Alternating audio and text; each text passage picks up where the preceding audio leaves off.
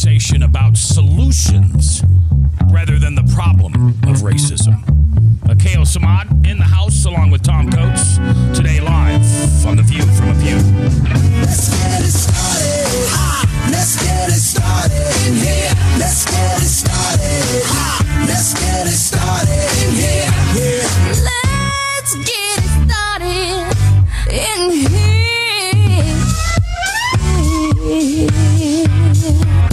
Welcome to The View from a Pew, a conversation among Christians who are out to grow their faith by asking the simple questions, the tough questions, and the stuff you really wish your pastor would talk about. Come on now, let's reason together. It's your voice we want to hear. The phone lines are open, so join the conversation. Call 855-244-0077. That's 855-244-0077. Now, here's your host, J. Michael McCoy. 4 minutes after the hour on this, the 30th day of July in the Lord's year 2013. I'm J. Michael McCoy. You heard that phone number. Those lines are open, and we will encourage you to call in today as we continue an adult conversation about racism.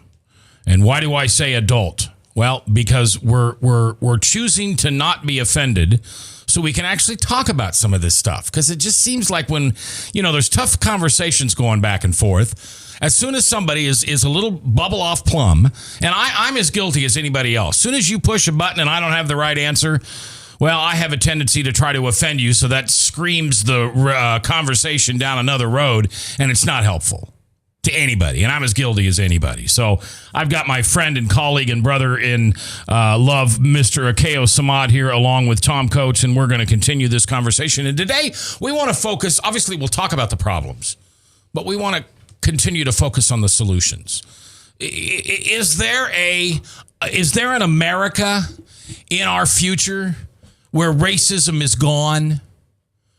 I would hope, and I'm a middle-aged white male, so maybe I am so unqualified to say this, it's not funny, but I would hope that that America that we had at one time, which women were not as important. Their pay wasn't equal. At one point, they couldn't smoke. They couldn't vote. They were chained to a kitchen, and what's the old joke? Barefoot and pregnant. Mm-hmm. I don't think we're that way in 2013. Now, if we are, I'd love to hear your comments on that in voice. I hope we've gotten past that. So the point is, can we get past an America where racism is such a fabric of our lives? That's the conversation today. Ko, how are you? I'm doing good. How are you doing today? Good. Nice to have you here. You don't get in trouble from any of your guys when you come on my show, do you? No, not at all. In fact, I'm trying to get you some more listening audience. I talked to Kay. Yes. Today. What a sweetheart. Yeah. So we're trying to get that. But see, the key is they know I'm on with Tom. Oh, there's a downside. See, that's why I bring you on, because I look good. Yeah. They sit on with Tom. So, by the end of the show, I have some credit card questions for you, Tom. Now, are you still fasting for Ramadan? Is that still going? I'm still in Ramadan. I have about 9 days left. Man, you still look like you're holding up okay, but that's got to be a rough go. I was telling one of my coworkers the other day about what you got to do for Ramadan. No eating or drinking from sunup to sundown, and you said you were even being sparse on like a poor person's diet, exactly. Even after sundown. Exactly. Instead of chawing down like a hog trying to make up for lost time, you're He's a Muslim. Don't say hog. Hog. It's chicken. It's beef. No, this is an adult conversation, and I'm not offended. Is that okay? All right, good. But you're holding up pretty well. It's a blessing. You don't focus on what you don't have. You focus on what you do have. And that's why I'm hoping that in our conversations about racism, we start focusing in on what we do have, and what we have to work with and get to the root causes. Good. Rather than keep talking about just the problems, because we can always do that. Well, and I appreciate that, because I think my character defect or my downfall in these type of conversations is I want to list all the things that we've got and all the advances that I've seen in my 54 years. But the problem is those are mostly in front of the curtain, and what's behind the curtain, you see, you live. I don't see that. I mean, I remember my grandfather. Oh man, this is pre-1970 now. We would be watching something on television that would have to do with the Civil Rights March, and my grandfather was such a good Christian man that he didn't see color. He just thought it was outlandish that we still had some of these things in this country. You know, you had drinking fountains that were different, and restaurants and food counters, and that's just absurd to me. So I see all those things gone. So I want to say, well, we've made great strides, but that's really in front of the curtain and out of the spotlight, isn't it? It totally is. And you opened up with, about women and the situation of women. Women are still, not on a level playing field, in this country today. You have on the college campuses, you have women professors that are still paid less than their male counterpart. You have women in corporate America that are still paid less than the male counterpart. Women are still struggling. And I think that's part of our solution is that we have to start talking about, and having some real conversation on what really is still going on so we can correct that. Okay. Give me an example. Because here's what I hear when I hear you say, Mac, that's not correct on women. I hear, well, maybe as a country, maybe a character defect of the United States of America is that we never get over it. Okay. I think we can get over it. But what have we gotten over? We have. Well, I think we made some milestones, to the fact that when we were able to address the issue of women being able to vote, I think that was a milestone. I think when we addressed the issue before the Supreme Court decision, the Voting Rights Act, that was a milestone. It's a milestone whenever we can recognize the ills of the village and be able to then address those ills and find solutions. Those are milestones. But what we have to understand is that when we look at especially when we're dealing with slavery, when we're dealing with racism, when we're dealing with prejudices, we have to go back and say, okay, this is over 200 years, and we're not going to resolve it in overnight. So we have to begin to address what do we need to resolve. One, we can't boil the ocean. So that means the three of us sitting here today isn't going to resolve it, but each one of us can do our part. Well, and I want to be educated. I just want to be educated to make sure that I'm not doing anything that perpetuates, is that the right word, that furthers racism. Well, let me interject here. Prior to World War II, when we had predominantly intact families, the man went to work. Primarily, the woman stayed home, took care of the house, took care of the kids, and the man was paid enough so that he could support the family. Now, corporate America, to some degree, when the men went off to service, they had to draft the women into the workforce. And so then a much larger percentage of women entered the workforce than ever had been in this country prior to that point. But they still had the role of being a wife and a mother and a housekeeper.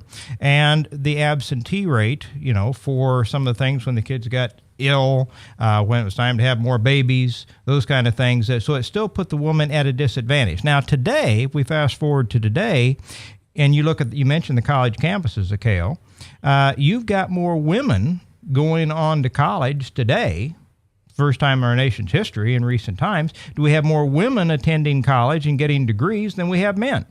Now, doesn't that situation, if you think that we have advanced our culture by trying to bring women up to the point where men are, see, I might argue that necessarily and we've got some women in the studio today, might take issue with some of what I'm saying, but I don't know that we Please don't know rock throwing or that we get to where we should if maybe the definition of equality needs to be addressed. I don't think the change recently where you put women into roles of combat in a proportionate amount of what you have men is necessarily an advancement of our society. So I don't agree that just because a man does certain things in certain ways, in certain fashions, you have to have a woman do exactly that same thing. And I think the combat role of women in our military is exactly what we could talk about. I don't think that's an advancement for our culture. I think again we're dealing with apples and oranges. Because when we talk about racism, we talk about prejudice, and you go back to World War II, we're still talking about a time where African Americans were still not allowed to use bathrooms. We're still talking about a time where women were still looked at second class citizens. So when we look at the individual that was given the family, the space of the male, that was given the living wage, that was able to take care of family, who are we talking about? We're talking about white males. So when you're talking about white males, now you're talking about white privilege. But prior to the 30s and 40s, you still had essentially an intact black family as well, too. You had a black family that also was not given a living wage. Prior to that, you had individuals working for slave labor. You still had women that did not have the right to vote. Well, that's a good point. That's a good point. So the point is, we're not talking, again, about a level playing field. We're, again, talking actually about white privilege. And that's one of the solutions we have to really look at. I need you to define white privilege. I don't know what that means. White privilege means that, in let's use Tom's example, that pre-World War II, white privilege was that white families, especially white males particularly, and you're talking about white privilege and white male privilege, were considered the breadwinner and the leaders of free America during that time. Right. Everyone else was second-class citizens. Women were second-class citizens. People, minority were second-class citizens. So whites had a privilege that other individuals did not have. But do you think that exists today? Oh, without a doubt. Okay. It exists today, and it's really unfortunate. We term it now. Some people say the 1% or 99%. There's individuals. It has reached a magnitude that, since we never dealt with it, it's reached a magnitude that now it encompasses not only minorities, not only women. Poor whites now are suffering because of privilege. One of the things we have to understand, to create a level, and understand, I'm not saying to the point that, a white male or an African American should be able to outdo just because an African American should be given special privilege for that. We're saying let's make it a level playing field. What I'm saying is that if I have an opportunity, if Tom has an opportunity as a white male to go to college, I should have the same opportunity. Right. Now, do you disagree? Now, going back to the time that we were talking about, there are only, back 100 years ago, there's only 2 to 3% of our population that even went to college. You know what the percentage is today? It's a much higher percentage. It's like close to 70% of high school kids go on and get some college. So we're talking about, and as I said, you've got more women attending college now than you do men. Never happened before in our system. Now, isn't that an opening up of an opportunity that you're talking about, that no longer are the barriers to, you assume you must feel that education is maybe one of the preeminent points of entry to gain that equal playing field. And as I've just pointed out, if 70% of the high school kids of all the high school kids that get out of high school today go on and get some form of college. Now, that 40% of them don't get a degree, and that's another problem we could talk about another day. But the fact that more women are going to college than men today, doesn't that open up an opportunity to at least gain that equal footing that you're talking about? Okay, let's go back to that time again when we talk about the 1% that was going to school. Again, okay, it was 2 to 3% 100 years ago. Okay, 100 years ago. What did they do to correct that problem? They actually focused in, and the reason why individuals weren't going to school, because we were doing the industrialized piece. We have the industrial era. That's true. So it was actually, we were making things by hand. We were doing different things. College wasn't the focus. Right. When they saw technology moving, then who was allowed to go to the colleges and the schools first? All right, we're going to take Go ahead, finish. No, and I just want to say, that's why we have to get back to the solutions. If we go back even just to World War II and we start saying, okay, now how do we correct it from World War II to 2013? When we come back, let's list a problem and then discuss a solution on that. All right, Akayo's here, Tom's here, Father Tattoo producing. I'm J. Michael McCoy. If I haven't told you lately, thanks for listening. I love this job. I couldn't do it without you right here on 99.3 KTIA, powered by WebcastOneLive.com.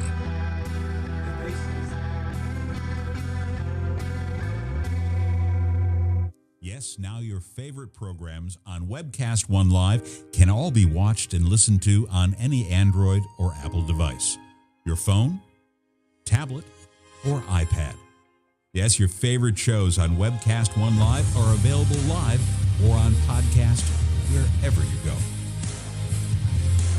Let me introduce to you some of our great shows.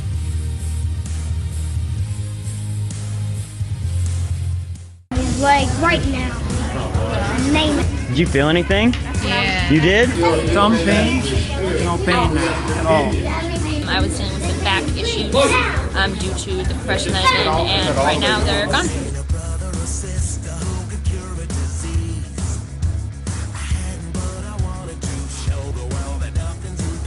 I have a sickness called Graves' disease, but God showed me of it. Well, hi. My name is Mike Ahmed, and I host the show Bridge the Gap Ministry. Our vision is to bridge the gap between cultures, and what we use the Word of God, and because His riches in that Word and the wisdom is what brings us together.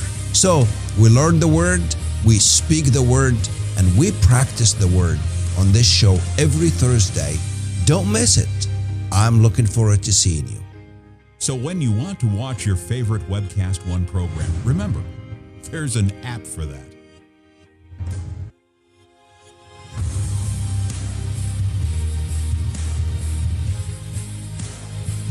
You know, there's an app for that.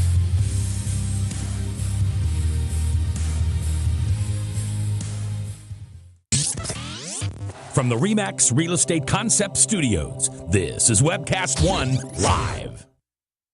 If Tom Coates from Consumer Credit of America was your personal webmaster, Tom would filter out all bad debt emails. If Tom was your mailman, you'd never get any debt reduction junk mail. If Tom Coates was a lineman, he'd block any phone calls offering to reduce your credit card debt. Hi, I'm Tom Coates with Consumer Credit of America, and we're still your best choice for credit counseling. We're local, we're accountable, and we can do more. You make the call when the time's right for you. When it comes to competition, there really is none for Consumer Credit of America. Drug and alcohol addiction slowly steals a person's identity, tearing away pieces of their life little by little until one day it seems like the hope of a happy future is gone and there's no chance of getting it back. Here at St. Gregory Retreat Centers, we can assure you that there is hope. Our unique approach to recovery begins with the understanding that the dysfunction and damage caused by addiction can be overcome, not just dealt with. Don't let another day go by. Call St. Gregory today. We've got questions. You've got the answer. Join the conversation. It's your voice we want to hear. So call 855-244-0077. Now, here's J. Michael McCoy. 21 minutes after the hour on this, the 30th day of July in the Lord's year 2013. I'm J. Michael McCoy. Reich Places in my place today, tomorrow and Thursday for The View from a Pew, and then Friday. Oh, Tom, you ought to come in on the show on Friday. Well, you too. Do you know Pastor Richard Webb from Lutheran Church of Hope? No. Well, I don't know. There's no reason for you to know him. But anyway, Webb is genius level when it comes to understanding biblical times and the difference between Greek and Hebrew and all those things. Anyway, he's going to be our guest. That'd be good. On Friday. Yeah, we'll get into some wonderful situations. Wonderful conversations. All right. We're talking today with Abdul-Samad, Tom Coates, Father Tattoo Producing. I'm Mac. And we're talking about solutions in America on racism. Now, obviously, we have to talk about a problem, but we want to get to solutions as quick as we can. So, Akeo so nicely put his hand into the fishbowl and pulled out the piranha that drives me crazy, but that's okay. He wants to talk about the incarceration rate of African Americans in the state of Iowa. And he's got a great chart here called Iowa Has the Greatest Disparity. Iowa leads the nation in racial disparity in prisons. And Iowa is 13.6%. Now, what does that mean, 13.6? That Iowa is the highest disparity. Yeah, highest disparity. And the lowest is Hawaii with 1.9. Yes. All right. So why do you say there are more African Americans Males? Is it African American males or just African Americans? Well, we can say African Americans. Okay. Why are there more African Americans in prison in Iowa than the percentage would say there should be? Let me first preface the reason why I wanted to start here. Because once we start here, then we can go back, because it also deals with our educational system. It also deals with economics. So when we're talking about solutions to this problem, we can go back and talk about, we can find solutions in education. We can find solutions in the economic system. Okay. But the thing is, first of all, we have to identify that African Americans are about 3.2% of the population of the state of Iowa. All right. Okay. About 11% nationally? Yes. Okay. A little higher. 3.2% of Iowa. Nationally. And what'd you say nationally? Well, I said 11, but he corrected me at 13. Yeah, about 13% nationally. Okay. Now, the other thing is that we are at this point close to 27 to 30% in the penitentiaries, African Americans. So you make up almost a third of the numbers in penitentiaries countrywide. No, I'm talking about just Iowa now. Iowa, okay. Strictly Iowa. I'm talking about Iowa. Now we got to look at why. Why is that? We look at sentencing disparity. Right. Is one of the major problems. And I agree with you on this. And we have a sentence disparity that's here. Now, the key is, why do we have such a sentencing disparity? Why is it targeted toward the minorities? I think once we ask why that is, then we can say, okay, how do we correct that? And if I, talk to me like I'm a 6-year-old. What I hear you saying is that crimes that African Americans are more likely to commit have a higher sentencing rate, higher number of years, months, weeks for the same crime not for the same crime, because if a white was convicted of the same crime, he'd get the same sentence. That is not true. Okay, all right. That's a tough one to swallow. Because you're telling me there's some real crappy judges out there. No, I'm telling you there's a real crappy sentencing law out there. Okay. All right. Judges go by the law. That type of thing. Well, I think one of the most interesting statements that was made there recently, and I got to step outside of Iowa, is the juror that came forth in the Trayvon Martin trial and said to the point that he got away with murder. This is a juror. I know. I heard about this. Got away with murder, but the way the law was presented, we had no choice but to find him innocent. Yes, that's true. The way that now. And did you know that there was one black juror that was up for being on the jury, but that the prosecution dismissed him? Did you know that? I did know that. Okay. But again, and do you know why? Yeah, but we're talking apples and oranges now. Boy, we got a lot of apples and oranges when it comes around. One of the complaints was there were no blacks on the jury. Right. But there was one up, and he was dismissed by the prosecution. True. Because he was a regular watcher of Fox News. Right. And they figured he would be prejudiced the wrong way, so and the prosecution excused him. Right. And I agree. Okay. And I heard that. But the point is, if we can get back, is that when we look at the disparity, and we look at the sentencing law, it's just like to the point, if an individual, you and I, Mac, you happen to be white, born that, I happen to be black, born black. If you and I were actually today arrested for having 13 ounces of powder cocaine, you are more likely, and this is the statistics even from the Department of Justice. This is statistics from the Department of Justice here, state and also nationally. You would have a chance of getting probation, where I would have a chance of actually going to the penitentiary and serving time. Okay, but that's wrong. Okay, but that's the key. We're talking about what's wrong, but how do we correct it? Now, does that happen all over the country? Because the thing I'm looking down this map that strikes me, and I think it would strike most people as kind of odd, is the coloration shows the density of these incarcerations. Mac, did you notice this? Yeah. Where you would expect, Akeo, for there to be a higher prejudice and therefore a higher incarceration would be in the South. And yet that's just the opposite. The South is a much lower coloring than the northern states and the eastern states. Look, the worst one is not us, but District of Columbia.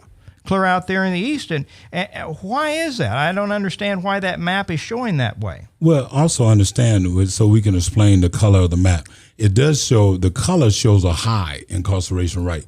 It's lower than Iowa, and that's the point that we're trying to make with the map. It should not be lower than Iowa.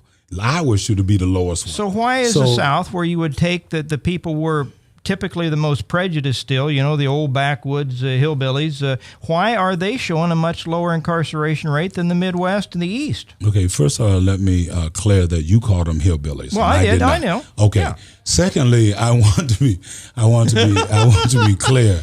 That, rednecks. Yeah. I also want to be clear that the color again. You are so white. You are the whitest guy I know. I'm sorry. Go ahead. I want to show in the coloration is that the color still shows a high rate of incarceration. And the key here is that Iowa still is higher than those areas that you're saying, but there is a high rate of incarceration. Now, let me get back, because why do you think that is?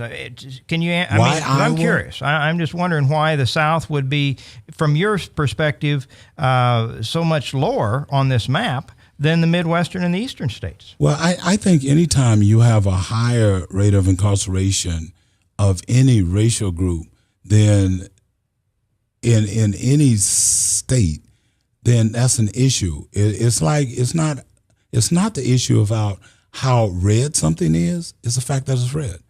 The issue isn't to the point that you have less incarceration than Iowa. The point is you still have a high incarceration of minorities. I understand, but why am I? If you're a black man, you're going to get a much better shake in the criminal justice system down in Alabama, Georgia, Mississippi. Mississippi's only at 3.5, and Iowa's at 13.6. I guess I'm just trying to understand why that disparity exists. But it's not a better shake.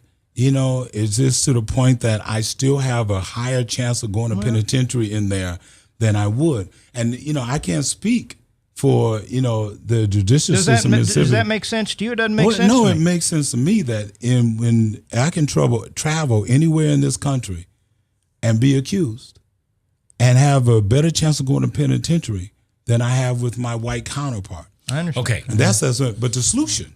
Can we start? Yeah, absolutely. Solution is that this doesn't sit well with me. This is racism. This is unfair. And that you and right. I could commit the very same crime, and you're likely to get a worse sentence, or I might not even get a sentence at all. Right. That's terrible. Well, and nationally, statistics are showing in criminal court cases where individuals have been actually arrested for powder cocaine.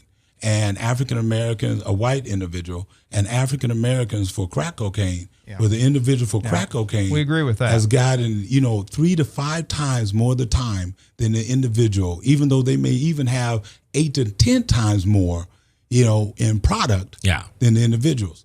Again, that's racism. Right, I agree. So what we're looking at here is our sentencing laws.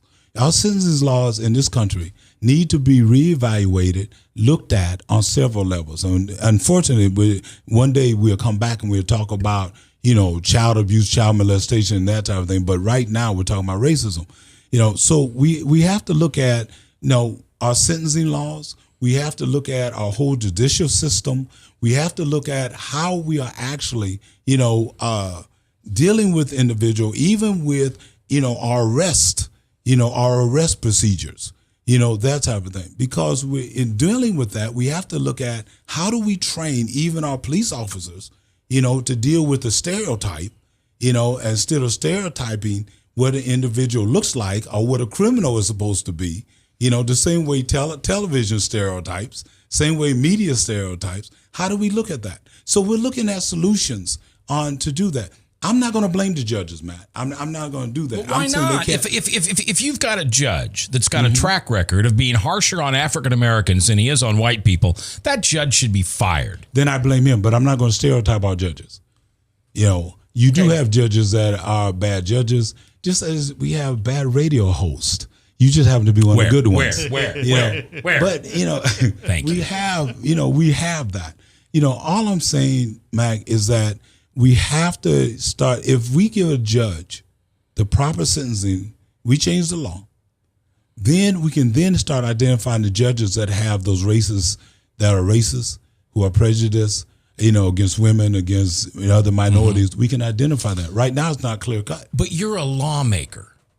Okay, you sit in. I mean, I'm just a talk show host. I'm just a parrot that talks. You're actually sitting in a power of position to change laws. Why don't we in Iowa, with you leading the way, change these sentencing disparity laws?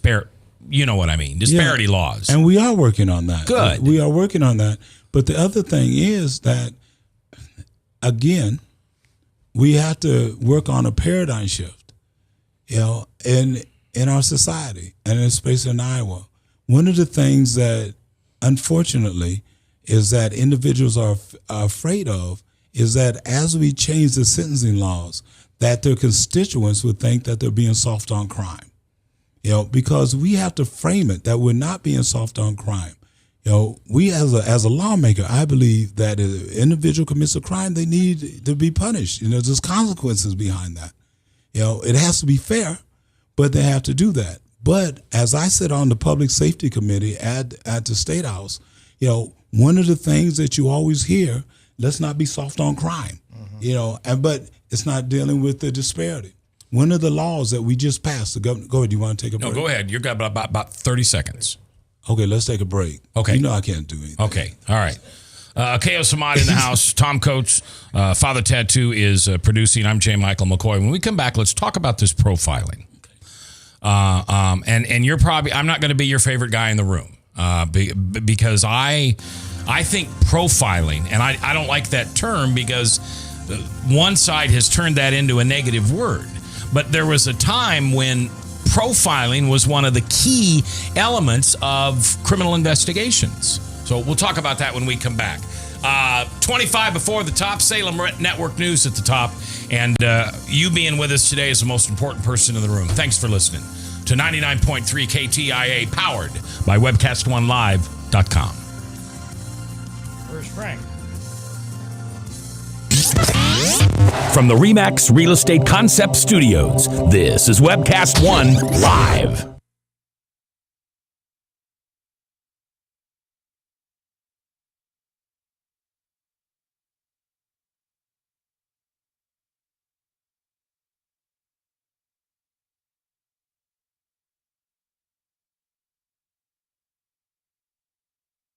I'm Brian Leach, owner and general manager of Service Legends. I brought along a couple of the home comfort heroes. Hi, I'm Tammy Wells. I am Nick Wondershad. I'm administrative mmanager. I'm the senior technician from Service Legends. It seems like every good thing, when you feel it to the bone that it's good, there's a lot of hard work put behind it. I don't think that you can fake it and have it turn out good. If we seem like, okay, that's just weird, it's just a furnace, why would you believe so deeply in a furnace? It's not just that, we want to show the world that you can have good service. Yeah, it's got to be, it's your home. It's built into our daily trainings, it's built into our culture, that we're going to do whatever it takes to have each client say they love us, period. That's why we spend all the hours in the training that we do. And if we guarantee it's going to be a good experience for you, or else it's free, what type of work do you think we're going to do? There is a guarantee.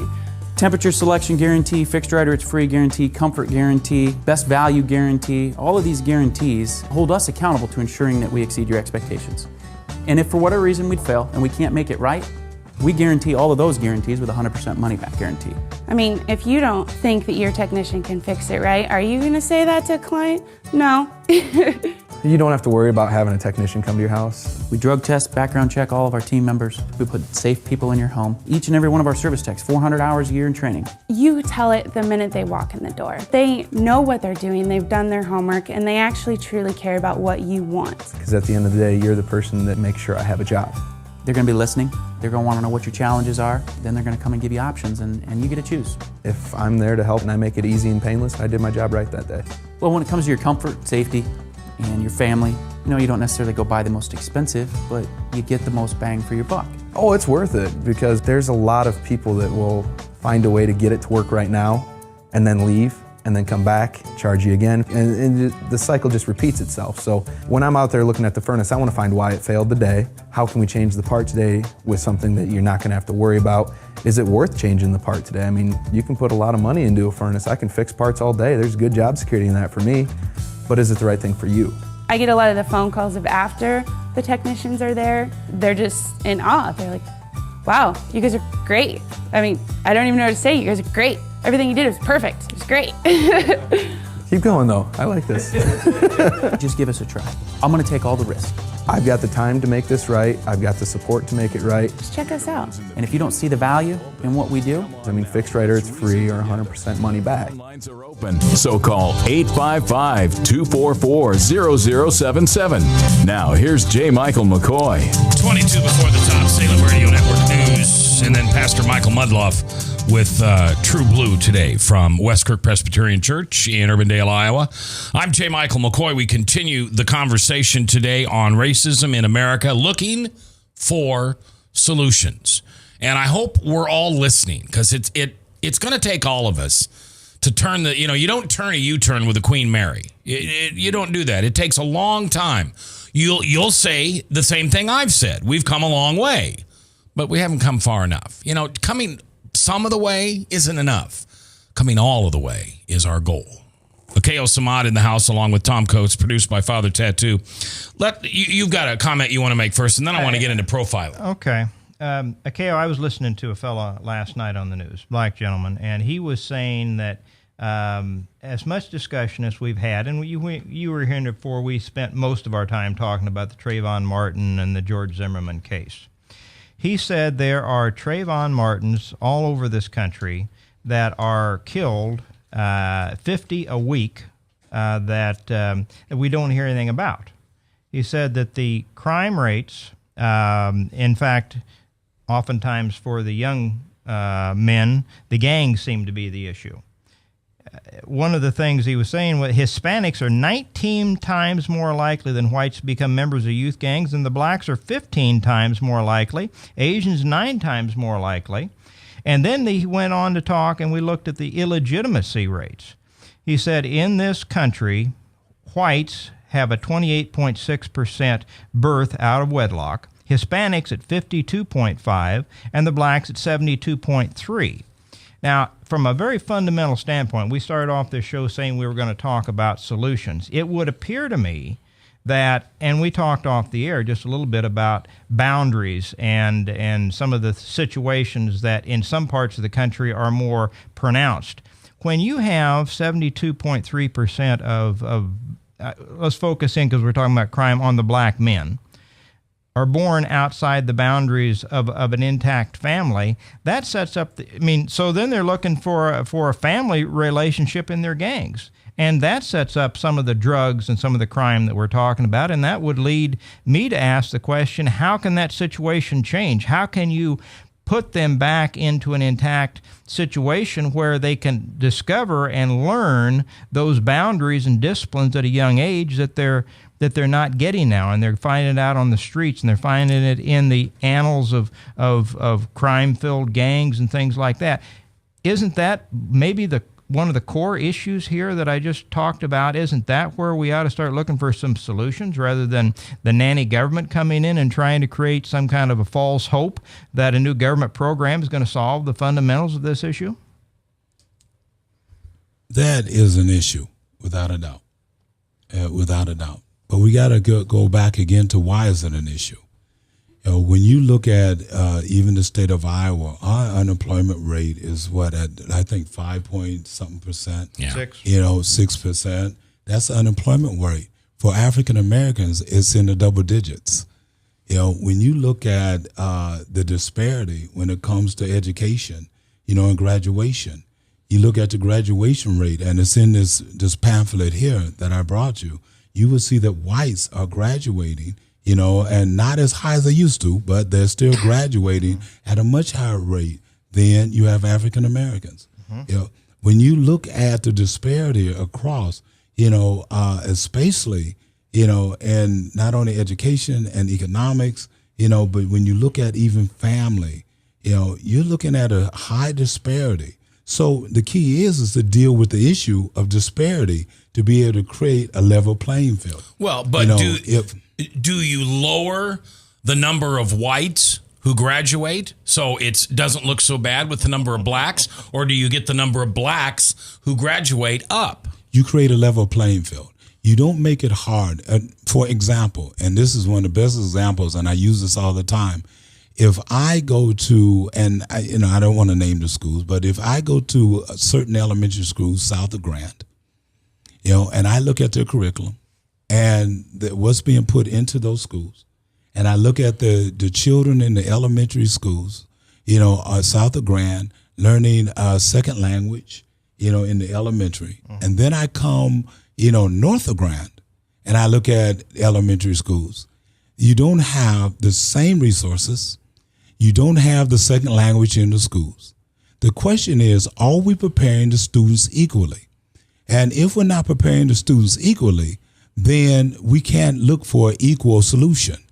We have to begin to understand that this is an unlevel playing field. Until we face that reality, we won't be able to get solutions. Until we can turn around, and let me also be clear, because I really want to be clear with this. I was raised by a single mother, and I turned out very well. I turned out very well because, and she was my mother and my father. Right. And she did that. Now, could there have been a balance into that? Yes. But the other thing is, I looked at my father, and I didn't understand why my father left me, as a male child. And it took me years to understand that. And I really didn't understand it until I actually sat with my father on his deathbed. And when I sat with my father on his deathbed, my father, was a proud man.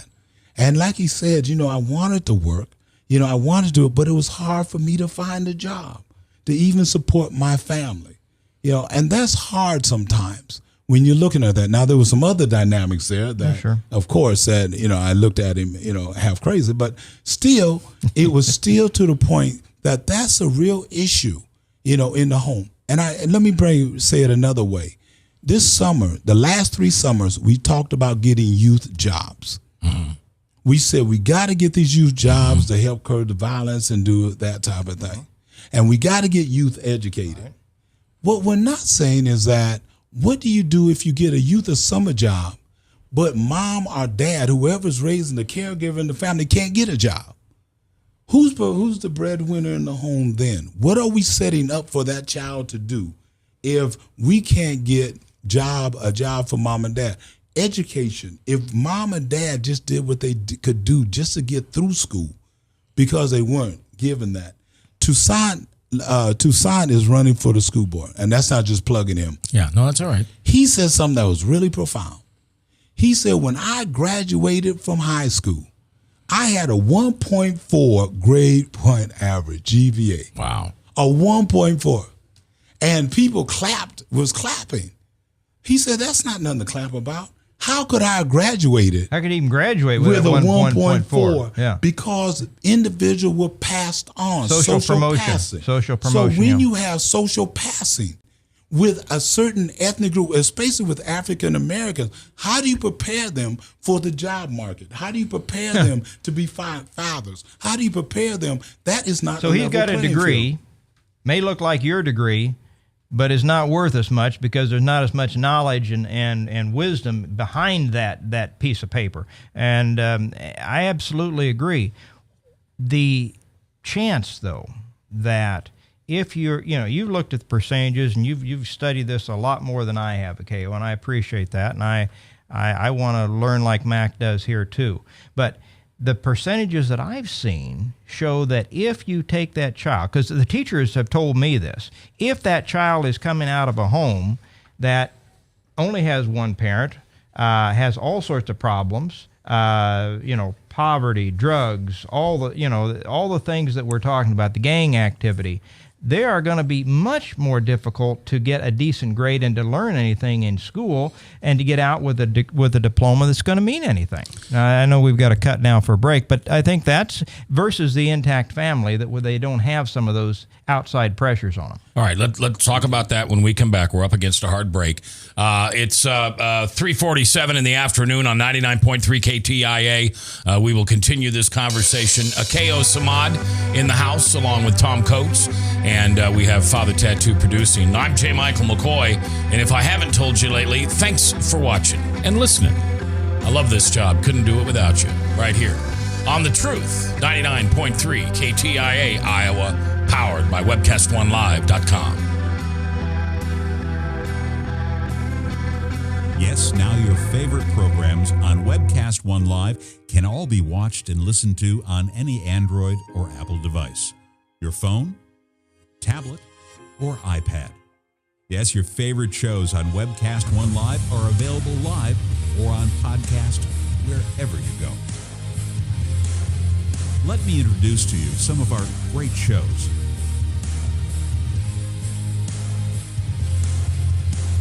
I'm Michael Libby. I'm the host of Insight on Business, the News Hour.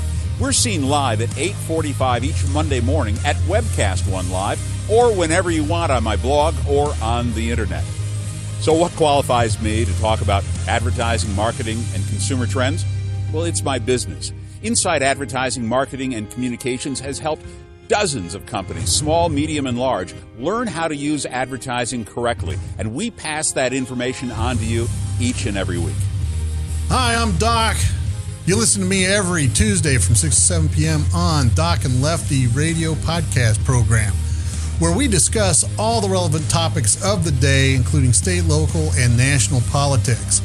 My partner in crime, Lefty, often likes to have a little bit of conservative justice served upon him, so please turn in for the fireworks every week from 6 to 7 p.m. on Tuesdays at webcastonelive.com. Thank you. So when you want to watch your favorite Webcast One program, remember, there's an app for that.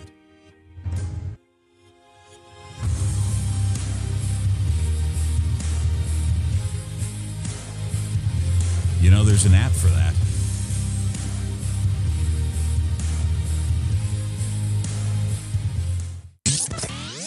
From the RE/MAX Real Estate Concept Studios, this is Webcast One Live.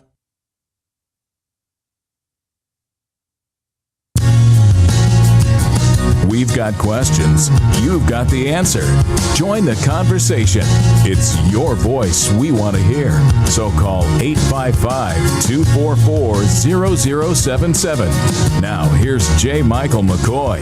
10 before the top. Salem Radio Network News. Then Michael Mudloff from West Kirk Presbyterian Church. Abdul-Samad is my guest today, along with Tom Coates. We're talking about answers, solutions, not problems, solutions. Trying to compromise, trying to meet in the middle, trying to stop standing behind walls of old thinking. Let's move this country in a forward direction. Seems like everybody else in the world can figure out their problems and move on, but America, we get stuck in the mud and we just turn our tires, and all we do is dig a deeper hole. How can we find solutions? Tom, you asked a question of K.O. Ask it again so he can answer. I'll try to summarize it. K.O., what I was asking is, isn't this too much to ask of the education system and the teachers to turn out a product that gives equal opportunity when the homes that they're coming from are so much, there's so much disparity in the home life of those young people trying to get that education? And I guess that would be a decent summary. You were going to answer that. One of the things that we have to look at, especially statistically, and national statistics, and also state statistics, is showing that a lot of the families, especially two-family homes, you have a lot of those families that are actually addicted to prescription drugs. You have a lot of those two-family homes that have children that have mental disorders. You have individuals like that. So when we talk about the balance, we have to really talk about, again, going back to some solutions. We have negated the racism question And the prejudice question so much that it has now flowed into more families of Caucasians, has flowed into the nation of families. The point is we have to get back to truth. We have to get back to, how do we have some real conversation about what we did in America, to our families. What have we did to really break up the family when we thought we were bringing the family together? And we haven't really brought the family together. No. That's one of the solutions. We have to go back and have some real conversations about what really constitutes the family, what brings the family together. That means we have to go back to, again, creating level playing fields. We have to, that's in the education. We have to go back to each one of us actually doing our job, and because it starts at home. And one of the first things, Mac, is that I just met your daughter, pulling up. In fact, she gave me her parking spot that still had money on the meter. So I really want to thank you, for that, because your daughter was just awesome. She is an amazing young lady. And I say that because if we don't teach our children about differences, then our similarities have no substance. We're so scared to talk about differences. We're so scared to death to talk about, Tom is white, you're white, I'm African American. We have 2 African American females in there. There's differences that we all have, but we don't talk about it because we all want to do, let's sing the Kumbaya and let's all get along. We can't get along until you know how different it is. If I say, just quickly, Tom, I don't know what your lineage is. I don't know if we did this last time. Are you German or your lineage? I have some Irish and some French. Some English blood in me. I'm like most of them. You're just kind a of mongrel, Yeah, but you can trace that back But from European, mom and European yes. for century. Now understand, when I go back and trace my lineage and I look at my great-great-great-grandmother, she didn't even have a birth certificate. They didn't even classify her. Now understand, the Constitution of the United States back then said that African Americans was only 3/5 of the human being. Now, if you go on through decades of being noted as only 3/5 of the human being, not even human, that means you were left out of every law that was made. That means you were left out of any human rights decision that was made. So now you're coming back, from a race that you weren't even included in. But that's not the case today. Oh, but it is. But let me bring it up to date. So now what happened is, now you start going down to the fact that, okay, no, we can't just not give them a birth certificate and say what race it is. Now, what are we going to call people? So you go from words like the N-word, then Negro, and then the colored, and we go from colored to Negro, from Negro to black, the black to African American, the African American, now some people call it African. We're still catching up in the race, Mac. And it's still to the point we're still not talking about differences. We're still not talking about the fact that here we are in 2013, and you have African Americans that are still being profiled. You have individuals that are still having to be the last to be hired and the first to be fired. You're still dealing in the disparity. And when you look at this, especially, this is sad, a sad fact that an African American child has a better chance of being placed in special education than any other state in the nation here in Iowa. We're still dealing with those issues. You were going to mention your thoughts on profiling, Mac. Well, I don't think we have time now. We've just got a couple minutes left in the show, but I want to. We just have to fix this. I feel like I'm trying to graduate from junior high into high school, and I'm dealing with elementary problems that should be fixed.